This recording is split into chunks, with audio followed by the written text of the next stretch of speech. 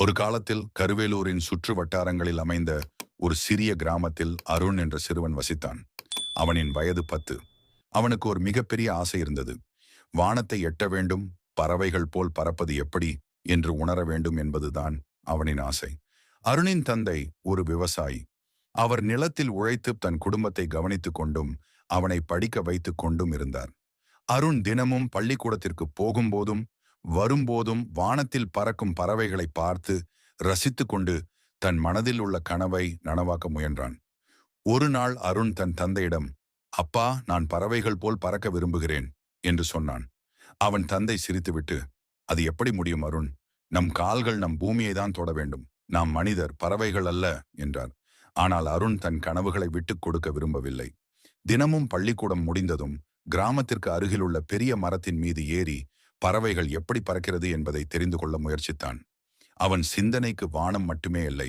ஒரு நாள் மாலை தன் வழக்கமான இடத்தில் அமர்ந்திருந்த போது ஒரு வயதான காகம் அருணிடம் வந்தது. அந்த காகம் அருணிடம், ஏன் தினமும் இங்கு வருகிறாய் என்று கேட்டது. அருண் அதிர்ச்சியில், நான் பறவைகள் போல் பறக்க ஆக விரும்புகிறேன் என்றான். காகம் சிரித்தது. பிறகு நீ பறவைகள் போல் பறக்க வேண்டும் என்று ஆசைப்பட்டால் அதை உன் படிப்பின் மூலம் நிறைவேற்ற முடியும் என்றது. உன்னுடைய இரு சிறகுகளும் உன் இதயத்திலும் படிப்பிலும் தன்னம்பிக்கையிலும் உள்ளது. ஆதலால் உன் இதயத்தில் உள்ள நம்பிக்கை மற்றும் படிப்பு என்ற சிறகுகள் மூலம் உனது கனவை நனவாக்க பயிற்சி எடுத்துக்கொள் என்று சொன்னது. அந்த வார்த்தைகள் அருணின் உள்ளத்தில் தீயாய் சுட்டது. அவன் அன்றிலிருந்து தன்னம்பிக்கையுடன் பாடங்களில் நூல்களில் ஆர்வமாகி தன் இலக்கை எட்ட படித்தான். பல ஆண்டுகள் கடந்த பின்னர் அருண் விமானப் பணியாளராக உயர்ந்து நின்றான். இப்போது அவன் நிஜமாகவே வானத்தில் பறக்கிறான்.